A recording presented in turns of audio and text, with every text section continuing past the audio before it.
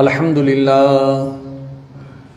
لله نحمده ونستعينه ونستغفره ونؤمن به ونتوكل عليه ونعوذ بالله من شرور أنفسنا ومن سيئات أعمالنا من يهده الله فلا مضل له ومن يضلله فلا هادي له ونشهد أن سيدنا وسندنا ومولانا محمدا عبده ورسوله أما بعد فأعوذ بالله من الشيطان الرجيم بسم الله الرحمن الرحيم إن عدة الشهور عند الله 12 شهرا في كتاب الله يوم خلق السماوات والأرض منها 4 حرم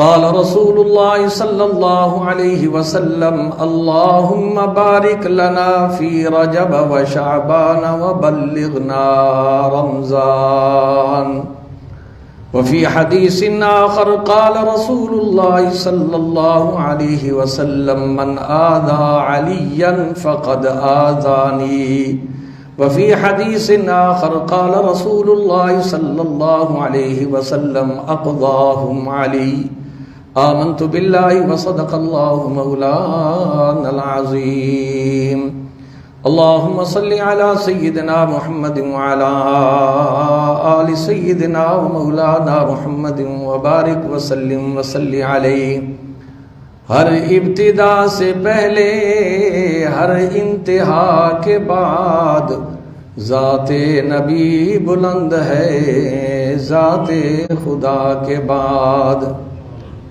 دنیا میں احترام کے قابل ہیں جتنے لوگ میں سب کو مانتا ہوں مگر مصطفیٰ کے بعد۔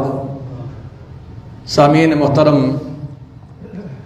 یہ رجب المرجب کا مہینہ شروع ہو چکا ہے۔ یہ وہ عظمت والا مہینہ ہے جس مہینے کے بارے میں رب العالمین نے اپنی مقدس کتاب کے اندر اس کا تذکرہ فرمایا اور ارشاد فرمایا ان عدت الشہور عند اللہ 12 شہرا فی کتاب اللہ، اللہ کے نزدیک 12 مہینے ہیں اور ان 12 مہینوں میں سے 4 مہینے عزت والے، احترام والے، عبادت والے مہینے ہیں۔ ان مہینوں میں سے 7واں مہینہ اسلامی مہینوں کے حساب سے رجب کا مہینہ ہے۔ رجب کا معنی یہی ہے تعظیم والا، حرمت والا، عزت والا مہینہ۔ یہ ساری کی ساری رحمتیں اور برکتیں جو اس امت کو نصیب ہوئی ہیں، یہ میرے اور آپ کے آقا امام الانبیاء شافع روز جزا حضرت محمد مصطفیٰ صلی اللہ علیہ وسلم کے توسل سے، آپ کی نسبت سے خالق کائنات نے اس امت پر اپنی رحمتوں اور برکتوں کی موسلا دھار بارش عطا فرمائی ہے، جو پہلی امتوں میں سے کسی کو بھی یہ اعزازات نہیں ملے تھے۔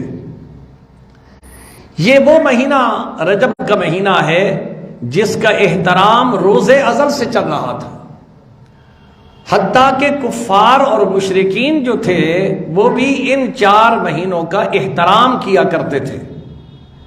ان کے ہاں جنگ و جدال کا کیونکہ عام سلسلہ ہوا کرتا تھا، لیکن جب یہ مہینہ طلوع ہوتا تو اس وقت وہ اپنی جنگ اور ان سب چیزوں کو ختم کر دیتے تھے کہ اب عزت والا، رحمت والا، برکت والے مہینے آ گئے ہیں تو ان کا احترام کیا جائے۔ اسی عظمت کے پیش نظر میرے اور آپ کے آقا جناب محمد الرسول اللہ صلی اللہ علیہ وسلم دعا فرماتے ہیں۔ جب یہ مہینہ نظر آتا، چاند نظر آتا تو میرے آقا یہ دعا فرماتے تھے، اور آج ہمیں بھی وہی دعا یاد رکھنی چاہیے، صرف تقریر کی، سماعت کی حد تک نہیں۔ جس چیز کو میرے اور آپ کے آقا جناب محمد الرسول اللہ صلی اللہ علیہ وسلم اللہ سے مانگ رہے ہیں تو وہ عظمتوں سے خالی تو نہیں، وہ برکتوں سے تو خالی نہیں ہے۔ اللہ کے محبوب کیا دعا کرتے ہیں؟ فرمایا اللہم بارک لنا فی رجب و شعبان، اے اللہ میرے لیے اور میری امت کے لیے شعبان، رجب اور شعبان کو برکت والا مہینہ فرما دے، وبلغنا رمضان، اور یا اللہ یہ برکتیں سمیٹنے کے بعد زندگی کی اتنی مہلت نصیب فرما دے کہ رمضان کی بہاریں بھی دیکھنا نصیب فرما دے۔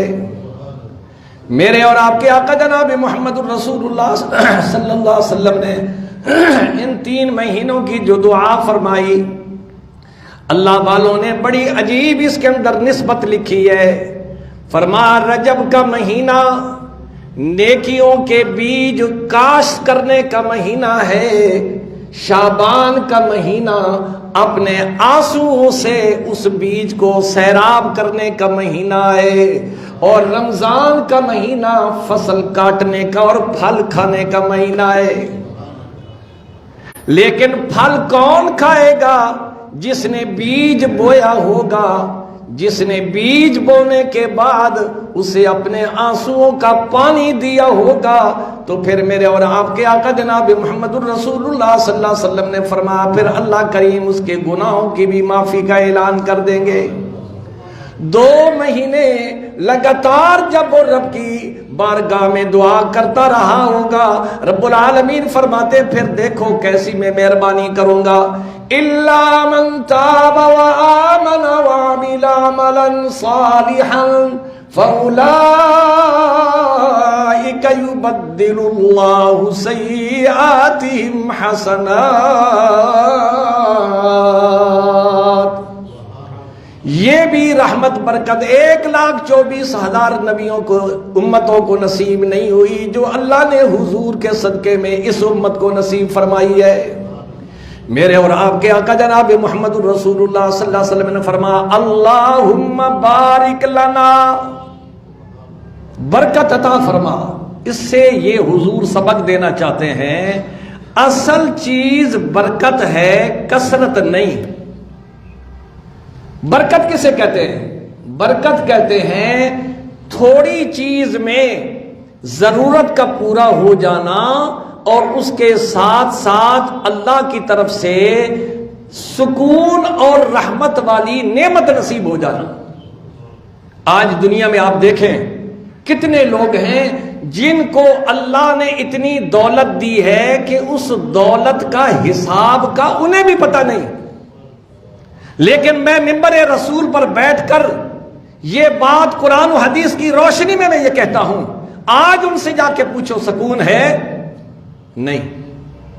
ایسی دولت کو کیا کرنا ہے جس کے اندر سکون ختم ہو جائے، نیند نشے والی گولیوں کے کھانے کے بغیر نہ آئے، بیماریوں کا انبار لگا ہوا ہو اور باہر اس کے بینک بیلنس جو ہے وہ بھرے پڑے ہوں، اس دولت کو کیا کرنا ہے؟ اس لیے حضور نے امت کو سکھایا رب سے برکت مانگو۔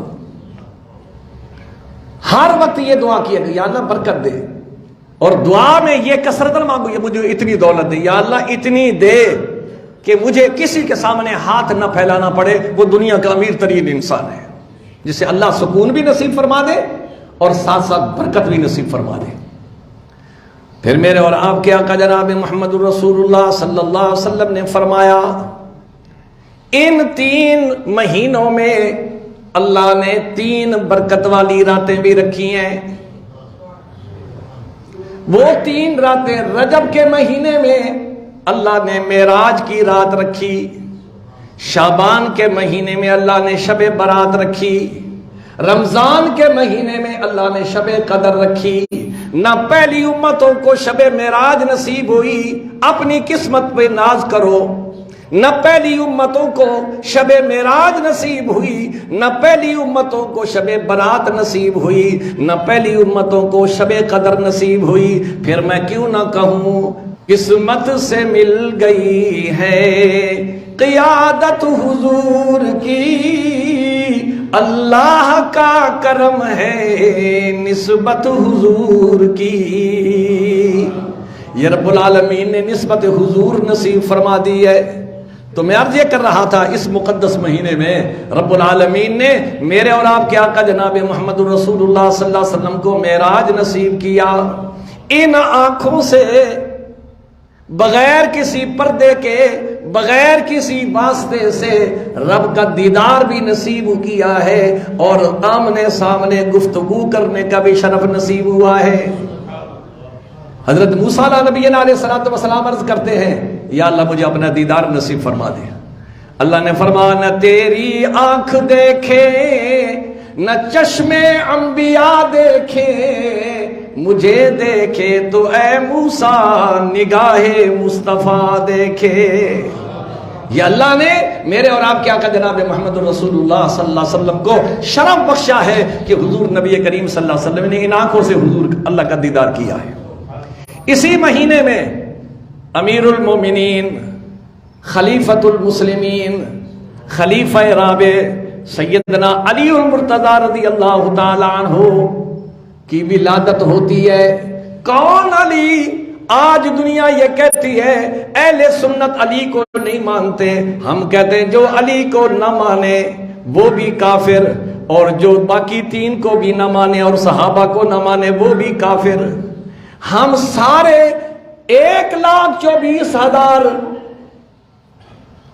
حضور کے صحابہ ہیں، سارے ہمارے ایمان کا جز ہیں، اہل بیت بھی ہمارے ایمان کا حصہ ہیں، بنات رسول بھی ہمارے ایمان کا حصہ ہے، ازواج رسول بھی ہماری مائیں ہیں اور ہماری عزتیں ہیں، ہم سب پر ایمان رکھتے ہیں۔ وہ علی رضی اللہ تعالیٰ عنہ جنہیں یہ شرف حاصل ہوا، بہت سارے ایسے شرف ہیں جو علی کو حاصل ہوئے، دیگر صحابہ کو حاصل نہیں ہوئے۔ ان شرفوں میں سے ایک عزت نصیب یہ ہوئی، علی پیدا ہوئے اور اٹھا کر حضور کی جھولی میں لائے گئے۔ یا رسول اللہ انہیں گھٹی ڈالیے، گویا کہ علی نے آنکھ کھولی تو آنکھ علی کی تھی، چہرہ مصطفیٰ کا تھا۔ یہ شرف کسی اور صاحب، ابو بکر کی بڑی شان ہے، عمر کی بڑی شان ہے، عثمان کی بڑی شان ہے، لیکن ان کو گھٹی کسی اور نے نہیں ڈالی ہے۔ ان کو گھٹی حضرت علی کو جناب محمد رسول اللہ صلی اللہ علیہ وسلم نے ڈالی ہے۔ آپ اندازہ فرمائیں جس کی منہ کے اندر پہلی خوراک لعاب مصطفیٰ گئی ہو، اس علی کا کیا کہنا، اس علی کا کیا کہنا۔ وہ علی رضی اللہ تعالیٰ عنہ جنہیں میرے اور آپ کے آقا جناب محمد رسول اللہ صلی اللہ علیہ وسلم کے گھر میں پرورش نصیب ہوئی۔ حضور کے چچا ابو طالب تھے نا، کثیر العیال تھے، مال تھوڑا تھا، تنگ دستی تھی۔ حضور نے فرمایا چچا علی مجھے دے دو، اس کی پرورش میں کرتا ہوں۔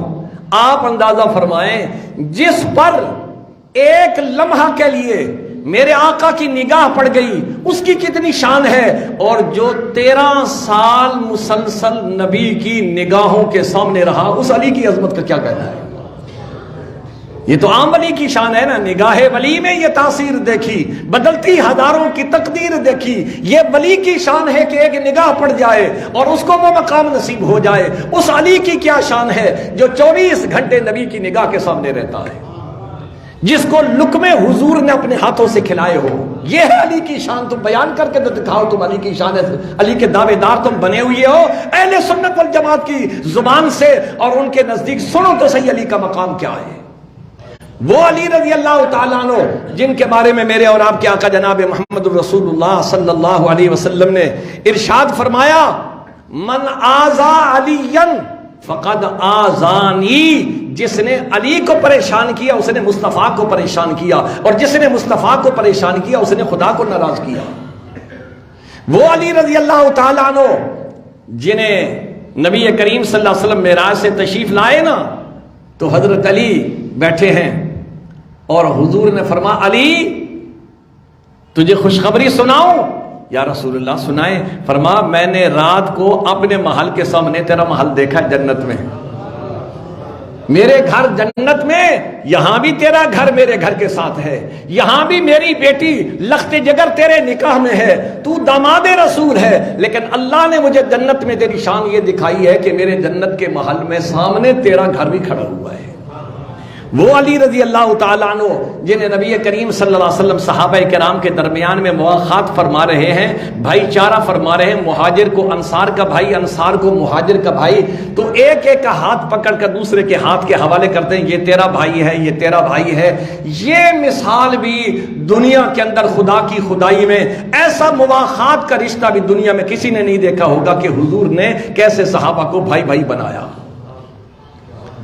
پھر دیکھا جب سارے تقسیم ہو گئے نا تو حضرت علی رضی اللہ تعالیٰ عنہ کونے میں رو رہے کہ حضور نے مجھے تو کسی کا بھائی نہیں بنایا، میرے اور آپ کیا کہ جناب محمد رسول اللہ صلی اللہ علیہ وسلم نے فرمایا علی کیوں پریشان ہوتے ہو، تو کیا کہتا ہے تیرا بھائی نہیں، کیا یہ نہیں پسند کرتا ہے کہ محمد تیرا بھائی تو محمد کا بھائی؟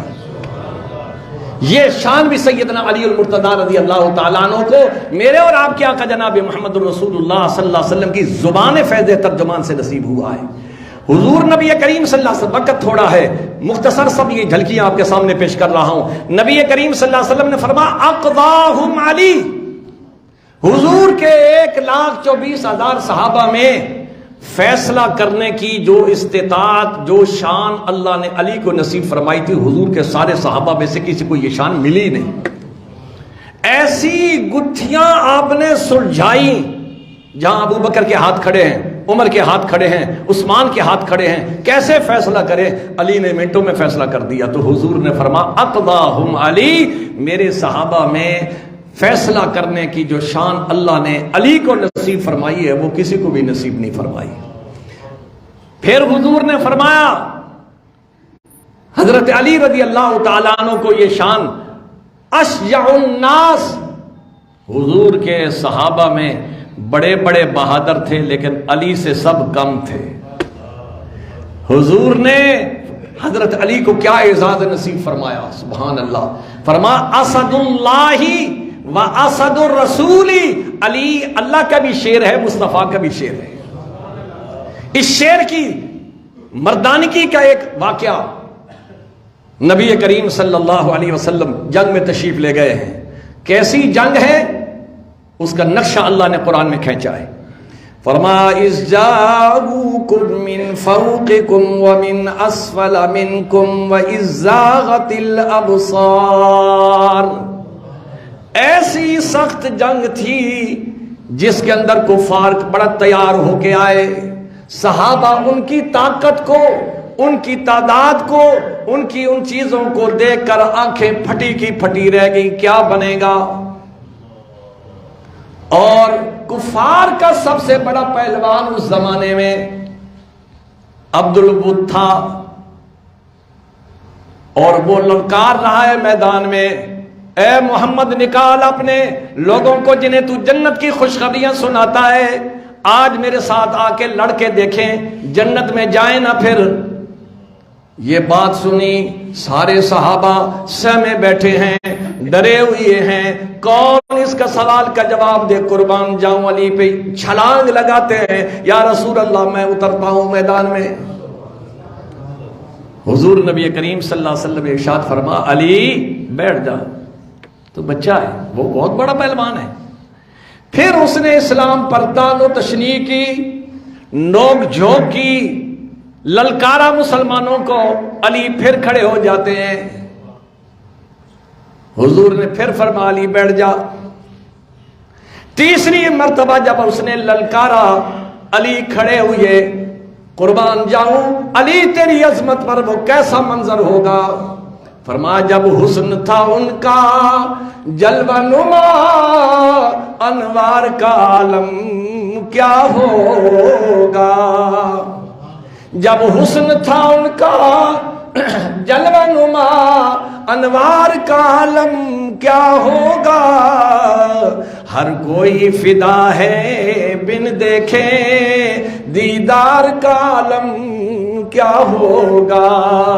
رخ انور سامنے ہے، وہ رخ انور جس کی قسم رب العالمین اٹھاتا ہے، لا اقسم بہذا البلد وانت حل بہذا البلد، میرے سونے محبوب میں مکہ کے شہر کی قسم نہیں اٹھاتا، لیکن میں قسم اٹھانے پر کیوں اٹھاتا ہوں؟ اس لیے اٹھاتا ہوں وانت حل بہذا البلد، میرے سونے محبوب ان گلیوں میں جہاں تو چلتا ہے مجھے ان گلیوں سے بھی پیار ہے۔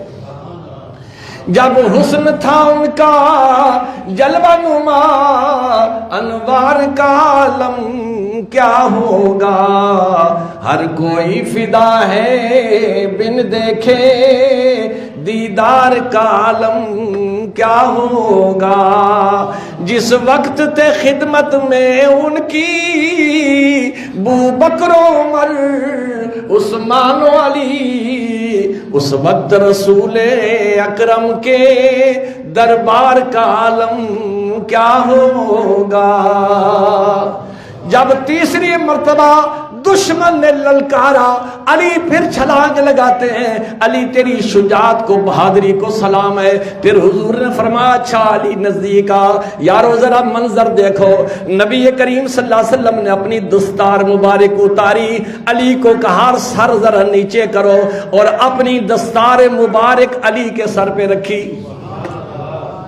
وہ کیسا منظر ہو، کیسی شان ہے کہ حضور اپنی دستار اتار کے علی کے سر پہ رکھتے ہیں، پھر اپنی تلوار علی کو دیتے ہیں، اور پھر فرماتے ہیں آپ نے ارشاد فرمایا اے علی، پھر دعا دیتے ہیں یا اللہ میں اس شیر کو میدان میں بھیج رہا ہوں، دشمن بڑا بڑا نظر آتا ہے لیکن اللہ اکبر تجھ سے بڑی طاقت والی ذات کوئی نہیں ہے، میرے پہلوان کی لاج رکھنا۔ علی کی شان سنو، یہ جب بکواس کرتے ہیں کہ علی کو نہیں مانتے، علی کو کیوں نہیں مانتے؟ جو نہ مانے علی کو وہ ایمان والا بھی نہیں ہے۔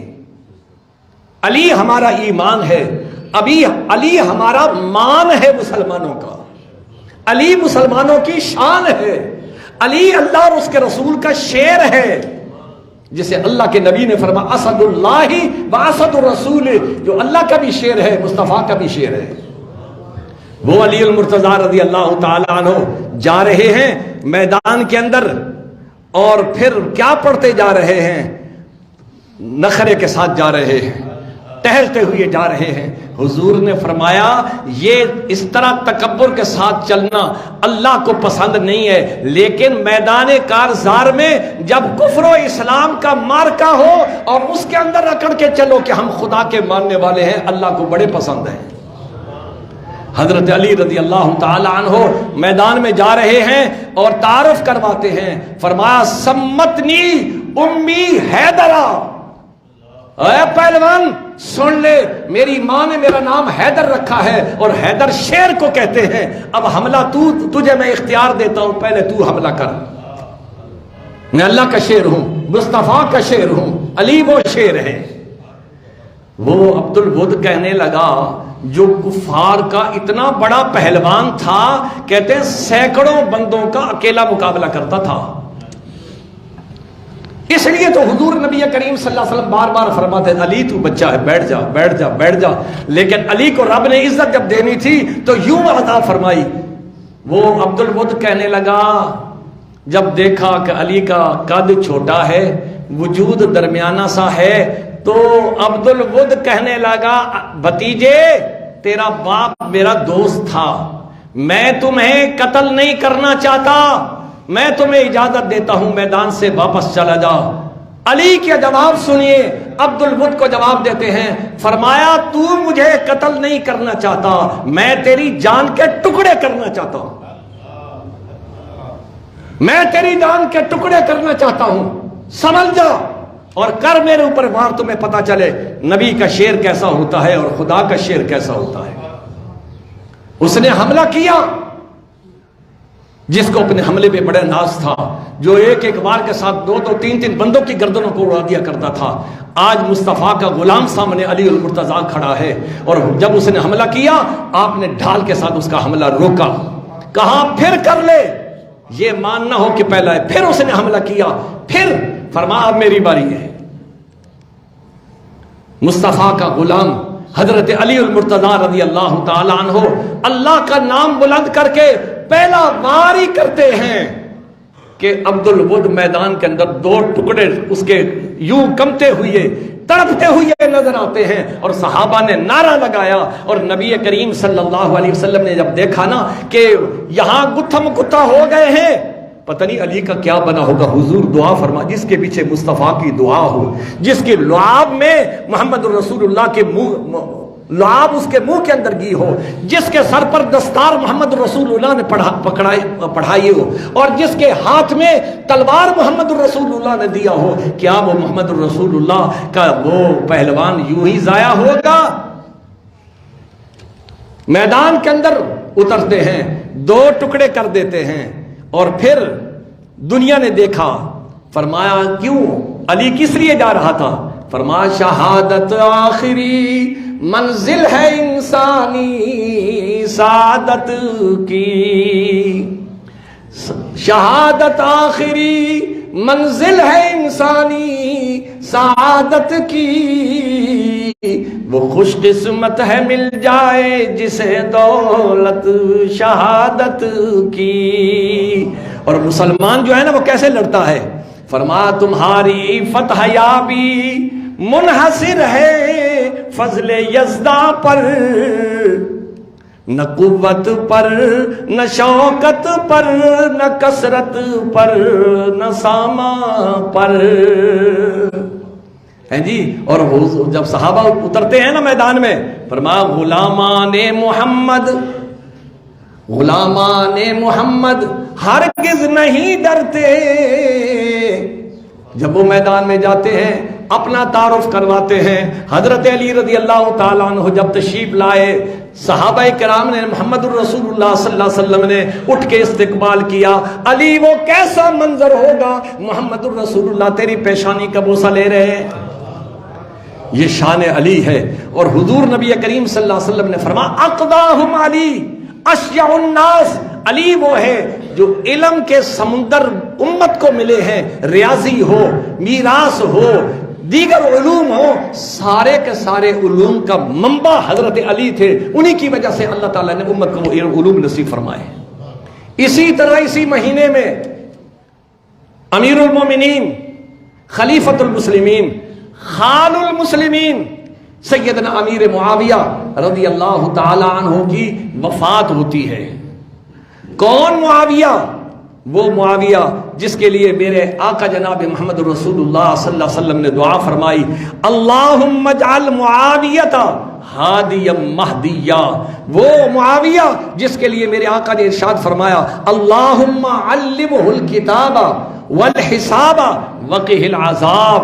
یہ جامع دعا میرے اور آپ کے آقا جناب محمد رسول اللہ صلی اللہ علیہ وسلم نے امیر المومنین سیدنا امیر معاویہ رضی اللہ تعالیٰ عنہ کے بارے میں فرمائی ہے۔ آج دنیا بکواس کرتی ہے امیر المومنین سیدنا امیر معاویہ رضی اللہ تعالیٰ عنہ کے بارے میں۔ علی امیر معاویہ وہ خوش نصیب انسان ہے جس نے تمام صحابہ سے زیادہ فتوحات حاصل کی، 64 لاکھ مربع میل پر جھنڈا لہرانے والا حضور کا غلام امیر معاویہ تھا۔ گویا کہ آدھی دنیا پر حکمران اللہ نے امیر معاویہ کو بنایا، اور میرے اور آپ کے آقا جناب محمد الرسول اللہ کی دعائیں ضائع جائیں گی ایسے ہی؟ جس کی زبان کی قسمیں رب اٹھاتا ہے، اور فرمایا کہ حضور نے فرمایا میں نہیں بولتا بلکہ رب مجھے بلاتا ہے تو میں بولتا ہوں۔ تو حضور کی زبان فیض ترجمان سے حضرت امیر معاویہ رضی اللہ تعالیٰ عنہ اور پھر حضور نبی کریم صلی اللہ علیہ وسلم نے خوشخبری سنائی، فرمایا جو پانی میں جنگ کرے گا اور اس میں جتنے لوگ شریک ہوں گے، حضور نے اپنی زندگی میں ان کے لیے جنت کی خوشخبری سنائی کہ وہ سارے لوگ جنتی ہیں۔ پانیوں میں جنگ کرنے والا کون تھا؟ ساحلوں میں ٹکرانے والا کون تھے؟ حضرت امیر معاویہ، وہ امیر معاویہ جنہوں نے سب سے پہلے دنیا کو بحری بیڑے کا سکھایا کہ یوں ہے 750 بحری بیڑے بنا کر ہر طرف اسلام کی فوجوں کو اتارنے والا امیر معاویہ رضی اللہ تعالیٰ عنہ تھے۔ تو حضرت امیر معاویہ رضی اللہ تعالیٰ عنہ وہ حضور نبی کریم صلی اللہ علیہ وسلم کے صحابہ ہیں جنہوں نے سب سے زیادہ فتوحات حاصل کی ہیں، جنہیں حضور نبی کریم صلی اللہ علیہ وسلم کی زبان فیض ترجمان سے بے شمار اور پھر وہ امیر معاویہ، نبی کریم صلی اللہ علیہ وسلم عمرہ کرنے کے بعد آپ نے فرمایا امیر معاویہ کو بلاؤ، صحابہ امیر معاویہ کو بلا کے لائے۔ اعزاز دیکھیے، حضور نے فرمایا معاویہ کینچی لے آؤ اور میں محمد کے بال کاٹو۔ جن بالوں پر ہاتھ لگانے کے لیے صحابہ ترستے تھے، آج نبی ان بالوں کا فیض دینے کے لیے اور ان کی خدمت کرنے کے لیے حضرت امیر معاویہ کو فرماتے ہیں میرے بال کاٹو۔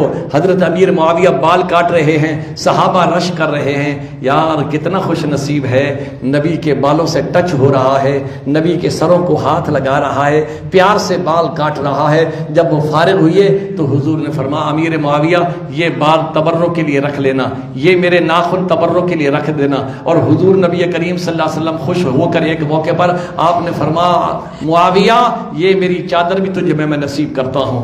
امیر معاویہ رضی اللہ تعالیٰ عنہ نے ان چیزوں کو سنبھال کے رکھا۔ جب موت کا وقت آیا تو اپنے ورثاء کو کہا یہ نبی کریم صلی اللہ علیہ وسلم کے بال اور ناخن جو ہیں، ناخن مبارک، یہ میری آنکھوں پہ رکھ دینا، اور یہ جو مصطفیٰ کی چادر ہے اس سے مجھے کفن دے دینا۔ مجھے یہ اللہ کی ذات پر امید ہے، اللہ اپنے محبوب کی چادر کی لاج رکھتے ہوئے، اپنے محبوب کے بالوں کی لاج رکھتے ہوئے میری بخشش کا سامان فرما دے گا۔ یہ تھے وہ صحابہ جو عاشق رسول تھے۔ اللہ مجھے بھی اور آپ کو بھی ان کے نقش قدم پہ چل کے زندگی گزارنے کی توفیق نصیب فرمائے۔ وآخر دعوانا الحمدللہ رب العالمین۔